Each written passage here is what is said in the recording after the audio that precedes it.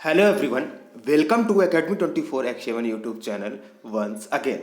Friends, जैसा कि आप सभी जानते हैं कि अभी चैनल में यूपी सचिवालय अनुसेवक भर्ती के तहत आपका भर्ती का जो भी सिलेबस है उसी अकॉर्डिंग वीडियो अपलोड किए जा रहे हैं। यानी कि आपके सिलेबस में जीएस है और हिंदी है। तो जीएस के 7 से 8 वीडियो आ चुके हैं ऑलरेडी। अगर आपने नहीं देखा है तो देख लें। और हिंदी का एक वीडियो आ चुका है। जी हाँ, हिंदी के सिलेबस के तहत आपके 5 टॉपिक है तो उसमें से एक टॉपिक का वीडियो आ चुका है। आज उसका मैं दूसरा वीडियो आप लोगों के लिए तैयार कर रहा हूँ। तो आज कौन सा वीडियो है? समास के बारे में हम पढ़ेंगे। जी हाँ, आपके सिलेबस में समास भी दिए गए हैं तो उसके बारे में आज हम पढ़ेंगे, डिटेल से जानेंगे। और अगर आप यूपी सचिवालय के अतिरिक्त किसी भी एग्जाम के लिए तैयारी कर रहे हैं जिसमें हिंदी आती है और हिंदी के अंतर्गत आपके सिलेबस में समास है, तो ये वीडियो भी आपके लिए भी पर्याप्त है। यानी कि ये बहुत ही इंपॉर्टेंट वीडियो आप किसी भी एग्जाम के लिए तैयारी करते हैं तो बाकी के आपने अगर वीडियो नहीं देखे तो जरूर से जा करके देख लें। हालांकि 2 से 3 दिन का गैप हो गया, मैं वीडियो अपलोड नहीं कर पाया क्योंकि मैं कुछ अस्वस्थ था, इस वजह से वीडियो अपलोड नहीं हो सकी। अब आपको डेली वीडियोस मिलती रहेंगी तो टेंशन नहीं लेना है, एग्जाम के पहले आपका सिलेबस कवर हो जाएगा। जी हाँ, आप सभी को पता होगा कि 22 तारीख को आपका एग्जाम है, आगामी 22 तारीख को, तो आपको उससे पहले सभी वीडियोस मिल जाएंगे। जीएस के 3 टॉपिक के आपके वीडियोस बचे हैं, जैसे कौन कौन से? सामान्य विज्ञान, सामान्य भूगोल और सामान्य इतिहास। तो उसके वीडियो जल्द से आपके अपलोड कर दिए जाएंगे, उस पर भी काम चल रहा है। तो चलिए बढ़ते हैं वीडियो में आगे की तरफ। वीडियो देखते समय आपके मन में कोई सवाल आता है, आप कोई चीज़ पूछना चाहते हैं तो बिना किसी डाउट के, बिना किसी झिझक के आप पूछ सकते हैं। और वीडियो पसंद आता है तो लाइक और शेयर जरूर से करें, क्योंकि आपका एक लाइक, एक शेयर हमें ढेरों मोटिवेशन देता है, हमें ढेरों मोटिवेट करता है आपके लिए लगातार अच्छा से अच्छा काम करते रहने के लिए। तो चलिए यहाँ पर देखते हैं समास। तो समास आखिरकार क्या होता है? दो या दो से अधिक शब्दों के योग से बना योग से जब एक नया शब्द बन जाता है तो उसे सामासिक शब्द कहते हैं। समझना है, बिल्कुल क्लियर है। देखिए, मैंने इसे यहाँ पर लिख दिया है कि 2 या 2 से अधिक शब्दों के योग से जब एक नया शब्द बनता है तो उसे सामासिक शब्द कहते हैं और उन शब्दों के योग को समास कहते हैं। जी हाँ, जैसे क्या है? कार्य, कुशल। यहाँ पर 2 शब्द हैं, एक है कार्य और एक है कुशल, और इन दोनों को जब जोड़ दिया गया तो क्या बन गया आपका? तब आपका एक नया शब्द बन गया, उसे हम कहेंगे समास। जैसे कि कार्य, कुशल। तो इस तरीके से आप एग्जाम्पल के माध्यम से समझ सकते हैं। कभी कभी एग्जाम में डेफिनीशन भी पूछ देता है। डिफिनीशन पूछ देगा और आपसे बताएगा कि बताइए डिफिनीशन किसकी है, समास की है, संधि की है। क्योंकि समास और संधि में ज़्यादा अंतर नहीं होता है। जब किसी शब्द को आप तोड़ते हैं तो उसमें भी अंतर है। अगर आप संधि के पॉइंट ऑफ व्यू से तोड़ते हैं तो उसको हम क्या कहेंगे? संधि विच्छेद। और अगर आप समास के पॉइंट ऑफ व्यू से उसको तोड़ते हैं तो उसको हम कहेंगे समास विग्रह। तो आप ये बात को जरूर से याद रखें कि समास और संधि में ज़्यादा अंतर नहीं होता है, लेकिन अंतर ज़रूर होता है। तो आपको पता होना चाहिए, डिफिनीशन पता होनी चाहिए, इससे कि आपका अंतर क्लियर हो सके। आगे पढ़ते हैं। आप देख लेते हैं कि कोई भी एग्जाम हो उसमें हम सिर्फ समास के 6 भेद ही पढ़ते हैं, यानी कि 6 भेद ही होते हैं आपके। कहीं कहीं यहाँ पर आपको 4 भेद लिखे हुए मिलेंगे। और जो आपका तत्पुरुष समास है, जी हाँ, कौन सा? जो दूसरा नंबर पर लिखा हुआ, उसी के अंतर्गत आपके ये कर्मधारय और द्विगु समास आते हैं। लेकिन यहाँ पर मैंने अलग कर दिया क्योंकि कहीं कहीं पर आपको 4 समास लिखे हुए मिलेंगे और कहीं पर 6 लिखे हुए मिलेंगे। तो इस तरीके से मैंने दोनों टाइप आपको बता दिए, आपको उसी तरीके से समझना है। तो कौन कौन से हम समास यहाँ पर पढ़ेंगे? समास के भेद में अव्ययी भाव समास, तत्पुरुष समास, कर्मधारय समास, द्विगु समास, द्वंद्व समास और बहुब्रीहि समास। एक एक समास को अच्छी तरीके से समझते हुए आगे बढ़ेंगे और उदाहरण के माध्यम से, जी हाँ, एक एक पॉइंट को क्लियर भी करते हुए चलेंगे। वीडियो पसंद आता है तो लाइक जरूर से करें। तो सबसे पहला हम समास लेंगे, कौन सा? अव्ययी भाव समास। जी हाँ, अव्ययी भाव समास पर आपको नजर रखनी है। तो कभी कभी एग्जाम में क्या होता है, डिफिनीशन भी पूछ देता है कि अव्ययी भाव समास की पहचान क्या होगी। आप उसको आंसर बताना होता है। तो देखते हैं आपको पहचान क्या होगी। इस समास में जो पहला पद होगा वो अव्यय होगा और दूसरा पद संज्ञा होता है। क्या होता है? पहला पद अव्यय होता है और दूसरा पद संज्ञा होता है। समस्त पद में अव्यय के ही अर्थ की प्रधानता रहती है, यानी कि जो पहला पद होता है आपका अव्यय होता है उसकी ही प्रधानता रहती है। जैसे कि एग्जाम्पल के माध्यम से समझते हैं, जैसे कि प्रतिदिन। प्रतिदिन यानी क्या कहेंगे? यानी कि डेली, यानी आज का दिन, कल का दिन, परसों का दिन, है ना? या जो बीत गया वो दिन, तो दिन दिन। इसको कैसे आप तोड़ेंगे, कैसे इसकी व्याख्या करेंगे, तो प्रतिदिन को हम कहेंगे दिन दिन। और ये सभी इंपॉर्टेंट आपके प्रीवियस एग्जाम्स में पूछे भी गए। जी हाँ, ये जो एग्जाम्पल हैं आपके सभी प्रीवियस एग्जाम में पूछे भी गए। तो आपको एग्जाम्पल भी ध्यान रखना है कि किस समाज के अंतर्गत मैं आपको कौन सा एग्जाम्पल बता रहा हूँ। आप साथ में नोट करते हुए चलेंगे तो ज़्यादा बेटर है। नेक्स्ट एग्जाम्पल है आपका यथाशक्ति, यानी शक्ति के अनुसार। नेक्स्ट प्रत्येक, एक एक के प्रति। नेक्स्ट उदाहरण है यथा रुचि, यानी कि रुचि के अनुसार। यथा विधि, विधि के अनुसार। बारंबार, यानी कि बार बार। बेशर्म, बिना शर्म के।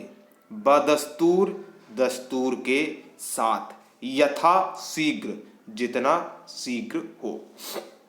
ये सभी इस तरीके से आप पहचान सकते हैं। तो अच्छा, उदाहरण के तौर पर आप कैसे पकड़ लेंगे, तो यहाँ पर आपको मिलेगा एग्जाम में आपके बारंबार पूछ देगा, प्रतिदिन पूछ देगा, प्रत्येक पूछ देगा। तो ये सभी उदाहरण होते हैं आपके अव्ययी भाव समास के। और क्या पूछ देगा, यथा रुचि, यथा विधि, है ना, यथा शीघ्र, यथा शक्ति।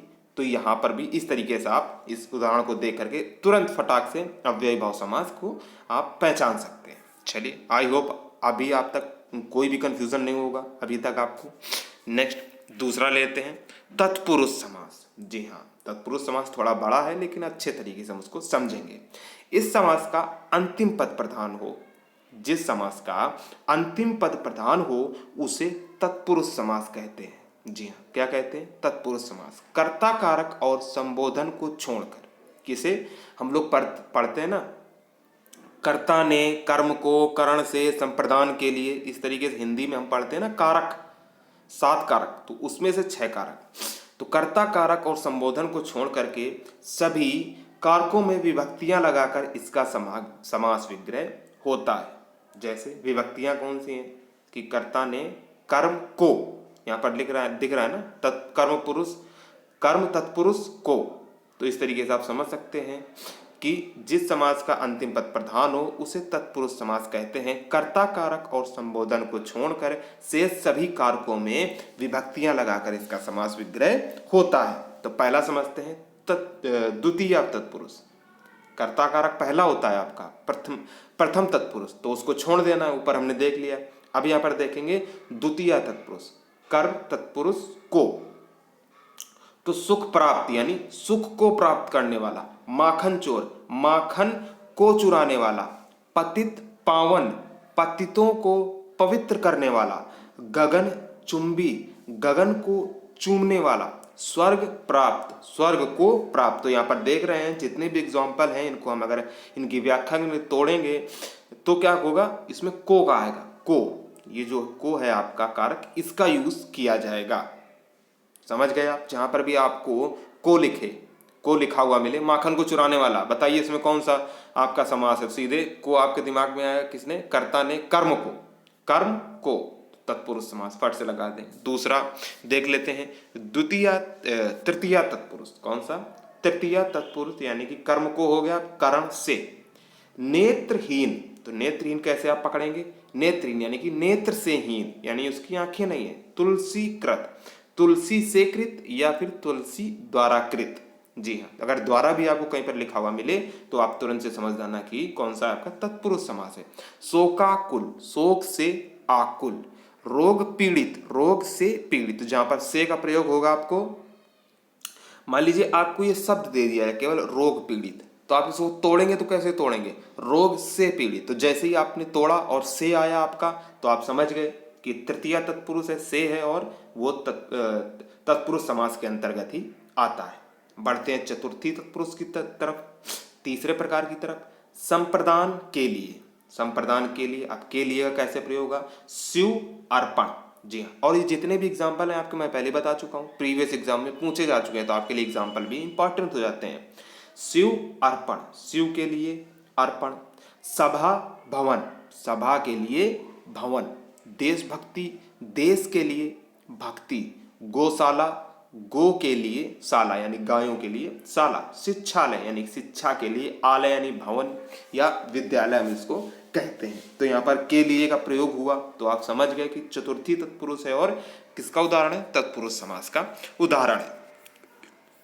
आगे बढ़ते हैं, आ जाते हैं पंचमी तत्पुरुष अपादान से यानी अलग हो रहा है यहाँ पर, जैसे कि पद च्युत, पद से च्युत यानी कि हटा देना, पद से हटा देना, पथ भ्रष्ट, पथ से भ्रष्ट, धनहीन, धन से हीन, धन चला गया बिल्कुल, बलहीन, बल से हीन यानी बल चला गया, नेत्रहीन, नेत्र से हीन, उसके नेत्र चले गए।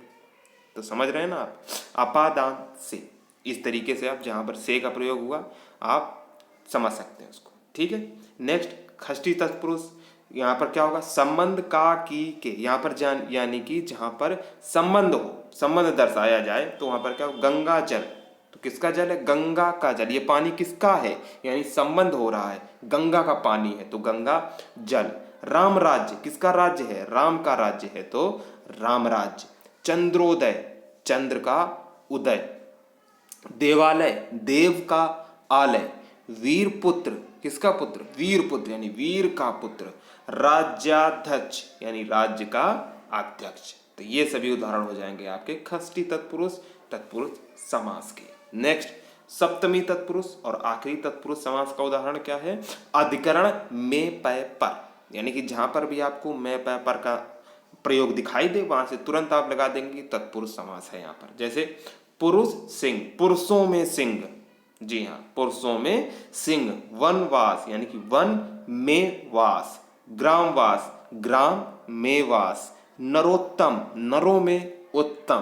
तो इस तरीके से आप इसको बता सकते हैं, यानी कि बता सकते हैं, सही कर सकते हैं और अपना आंसर एकदम से अपना पूरा नंबर ले सकते हैं। तो आई होप अभी तक कोई कन्फ्यूजन नहीं होगा। कोई सवाल होता है तो आप कमेंट करिए, मैं आपको कमेंट में ही आपको जवाब तुरंत से दे दूंगा। अब बढ़ते हैं, आप इसको अलग से कह सकते हैं कि अलग समास है, या फिर आप तत्पुरुष समास का ही एक भाग समझ सकते हैं इसको। तो ये है कर्मधारय समास, तीसरा नंबर। तो इसमें प्रथम पद विशेषण और दूसरा पद विशेष्य अथवा संज्ञा होता है। प्रथम पद तो आपका विशेषण हो गया, लेकिन जो दूसरा पद होगा वो तो विशेष होगा या फिर संज्ञा होता है। जी हाँ, जैसे कि महाकवि, महान है जो कवि। नराधम, अधम है नर जो। पीत सागर, पीत है जो सागर, यानी कि जैसे महाकवि आपका लिखा हुआ है तो महान आपका क्या हो गया, महान, महा क्या हो गया, ये विशेषण हो गया, आपकी विशेषता बता रहा है। जो शब्द आप किसी शब्द की विशेषता बताता है उसे हम क्या कहते हैं, विशेषण। जैसे कि मैं लंबा हूं तो लंबाई क्या है, आपकी विशेषता है ना, तो वो होता है आपका विशेषण। और विशेष जिसकी, यानी आप लंबे हैं, यानी कि आप हो गया आपका विशेष, यानी कि महाकवि, महान है जो कवि, तो महान हो गई आपकी विशेषता, और कवि क्या हो गया, विशेष हो गया या फिर संज्ञा हो गया। ठीक है, इसी तरीके से आगे देख सकते हैं। महावीर, महान है जो वीर। नील कमल, नीला है जो कमल, तो कमल क्या हो गई, संज्ञा हो गई, नीला आपकी उसका विशेषण हो गया। परमेश्वर, परम है जो ईश्वर, यानी कि ईश्वर बहुत महान है, परम है। महात्मा, महान आत्मा है जो, या फिर महान है जो आत्मा। इस तरीके से आप कर सकते हैं और कर्मधारय को आसानी से समझ सकते हैं। एग्जाम्पल के माध्यम से समझेंगे तो आपको और आसानी से समझ में आ जाएगा। एक दो बार आप करके खुद देख सकते हैं। अब इसी में एक और चीज है, पॉइंट ध्यान देने वाली बात है कि जब इस समास में एक शब्द उपमान और दूसरा उपमेय होता है तब भी कर्मधारय समास होता है, और इसके विग्रह में सदृश का प्रयोग करना पड़ता है। जी हाँ, कौन सा एक शब्द यूज किया जाएगा, सदृश। जैसे कि समझते हैं, चरण कमल, कमल के सदृश चरण। जी हाँ, आप किसी के पैर कमल तो नहीं हो सकते हैं, तो यहाँ पर क्या भाव निकलता है कि इतने उसके मुलायम हैं, कोमल उसके इतने पैर हैं, किसके समान, कमल के समान, तो कमल के सदृश चरण, तो सदृश का यूज हो रहा है। लता देह, लता के सदृश देह, लता कैसी होती, पतली, तो उसका जो देह है, शरीर है, कैसा है, पतला है, तो लता के सदृश देह, तब भी आपका कौन सा, कर्मधारय समास होगा। मृगलोचन, मृग के सदृश लोचन, यानी कि मृग के समान आंखें। कहा जाता है कि जो हिरण की आंखें होती हैं वो बहुत ही सुंदर होती हैं, तो मृग के समान लोचन यानी कि हिरण के समान आंखें। लौह पुरुष, लोहे के सदृश पुरुष, यानी कि बहुत ही मजबूत, कठोर, सख्त, है ना, लोहे के समान सदृश पुरुष। तो इस तरीके से आप कर्मधारय समास समझ सकते हैं। आई होप आपको समझ में आया होगा। नेक्स्ट ले लेते हैं द्विगु समास। चौथा टाइप क्या है द्विगु समास। इसमें क्या है, जिस समास का प्रथम पद संज्ञावाचक और अंतिम पद संज्ञा हो। पहला पद क्या होगा, संख्यावाचक, और अंतिम पद संज्ञा, उसे द्विगु समास कहते हैं। यानी कि यहाँ पर संख्याओं की बात की जाएगी। जैसे समझते हैं एग्जाम्पल से, चतुर्दिक, चारों दिशाओं का समाहार। समाहार से मतलब यहाँ पर है समुदाय से। यहाँ पर देखिए लिखा भी हुआ है कि समाहार का मतलब क्या है, समुदाय। तो चतुर्दिक चारों दिशाओं का समाहार। अब चारों मतलब संख्या आ रही है ना, तो इस तरीके से आप समझ सकते हैं। पंच पात्र, पांच पात्रों का समाहार, यानी कि समाहार मतलब मैंने बता दिया समुदाय, तो पांच पात्रों का समुदाय। तो यहाँ पर भी पांच आपकी एक संख्या आ रही है। नेक्स्ट नौ रत्न, नौ रत्नों का समाहार, यहाँ पर भी नौ आ रहा है, नौ रत्न यानी कि नौ रत्नों का समाहार। नौ ग्रह, नौ ग्रहों का समाहार। जी हाँ, हम कहते हैं ना 9 ग्रह होते हैं, तो 9 ग्रहों का समाहार यहाँ पर, यानी कि जहाँ पर भी संख्या का प्रयोग हो आपका, वहाँ पर द्विगु समास होगा। नेक्स्ट लेते हैं समास आपका द्वंद्व समास। द्वंद्व समास, जी कौन सा, द्वंद्व समास। इसमें क्या है, जिसके दोनों पद प्रधान हो। डिफिनीशन भी आपको याद रखनी है, क्योंकि कभी कभी एग्जाम में पूछता है कि ये जो विशेषता है वो किस समास की है। तो जिसके दोनों पद प्रधान हो, दोनों संज्ञाएं अथवा विशेषण हो, वह द्वंद्व समास कहलाएगा। इसका विग्रह करने के लिए दो पदों के बीच और अथवा या कौन कौन से योजक प्रयोग किए जाएंगे, और अथवा या जैसा योजक अवयव लिखा जाता है। जी हाँ, तो इस तरीके से आप समझ सकते हैं। जैसे उदाहरण से और अच्छी तरीके से समझते हैं। जैसे रात दिन, तो क्या होगा, रात और दिन, या फिर इसको आप ऐसे ले सकते हैं रात या दिन। सीता राम, सीता और राम, तो देखिए यहाँ पर और का प्रयोग हो रहा है।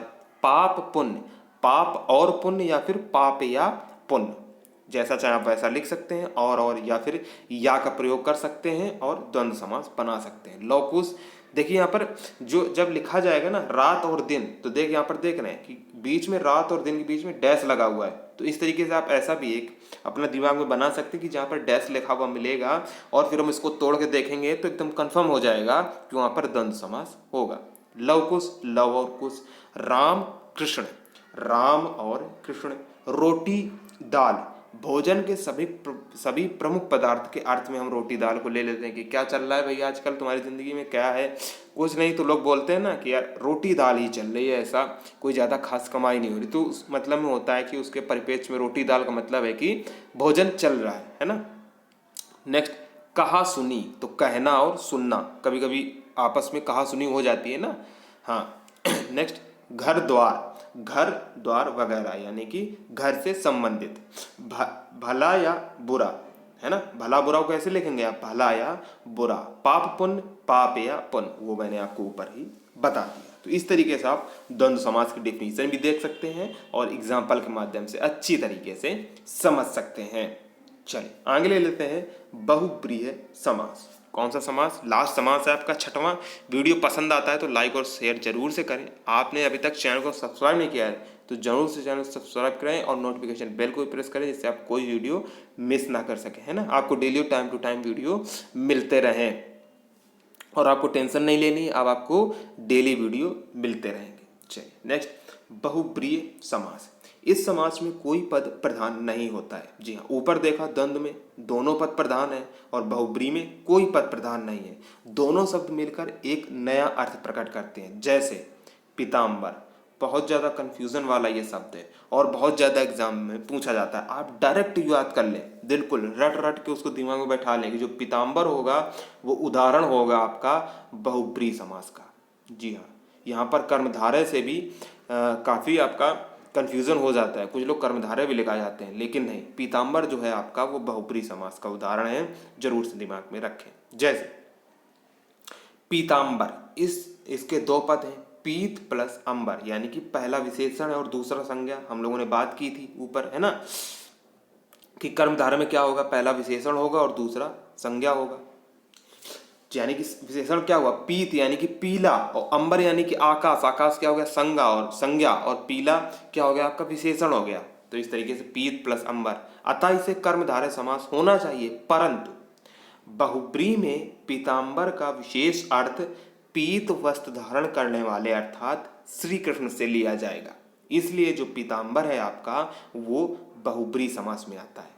यानी कि पीतांबर को हम कैसे लेंगे, पीतांबर यानी कि पीले वस्त्र, पीत वस्त्र धारण करने वाले अर्थात श्री कृष्ण। देखिए यहाँ पर डिफिनीशन में क्या कह रहा है, दो शब्द मिलकर एक नया अर्थ प्रकट करते हैं, तो मिल गया, पीत प्लस अंबर मिले तो एक नया अर्थ बन गया, कौन, श्री कृष्ण। कैसे, पीले वस्त्र को धारण करने वाला।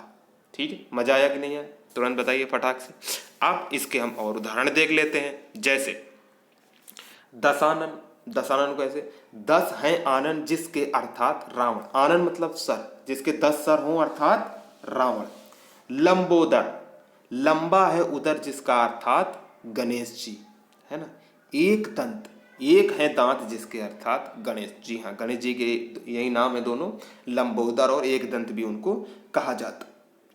नेक्स्ट आ जाता है खगेश, खगों का ईश है जो गरुण, खगेश, खगों मतलब यानी कि जो चिड़िया है, पंछी हैं आपके, उनके जो भगवान है ईश, जी हाँ, चिड़ियों में जो सर्वश्रेष्ठ माना जाता है वो गरुण भगवान को माना जाता है ना। तो खगों का ईश है जो अर्थात गरुण। सूल पाणी, सूल है पानी में जिसके अर्थात सरस्वती, जी हाँ। तो इस तरीके से आप निकाल सकते हैं। गिरिधर यानी गिरी को धारण किया है जिसने अर्थात श्रीकृष्ण। देखते हैं ना आप, वो श्रीकृष्ण पर्वत उठाते हैं आपका, तो गिरी यानी पर्वत को धारण करने वाले अर्थात श्रीकृष्ण। तो इस तरीके से आप उदाहरण या एग्जाम्पल्स भी आप समझ सकते हैं और आसानी से समास में अंतर कर सकते हैं। आई होप वीडियो आपको पसंद आया होगा। कोई डाउट, कोई कन्फ्यूजन, मन में आपको कोई सवाल आ रहा है तो वो भी आप पूछ सकते हैं। आप हमसे सोशल मीडिया के माध्यम से भी जुड़ सकते हैं। हमारा इंस्टाग्राम पेज है, फेसबुक पेज है, हमारी वेबसाइट है, उन सभी का लिंक आपको डिस्क्रिप्शन बॉक्स में मिल जाएगा, और वहाँ से आ जा करके आप हमें वहाँ पर भी मैसेज कर सकते हैं और डिटेल किसी भी टॉपिक पर आप डिस्कस कर सकते हैं। अभी कोई डाउट, कोई कन्फ्यूज़न, तो वीडियो के कमेंट बॉक्स में आप कमेंट कर सकते हैं और चीज़ें पूछ सकते हैं, है ना। और वीडियो को लाइक और शेयर जरूर से किया करें, क्योंकि एक यही है कि जो हमें मोटिवेट करता है लगातार काम करते रहने के लिए आपके लिए, है ना। चलिए, तो आई होप आपको सभी चीज़ें समझ में आ गई होंगी। थैंक्स फॉर वॉचिंग, मिलते हैं नेक्स्ट वीडियो में, तब तक के लिए आप सभी का बहुत बहुत धन्यवाद।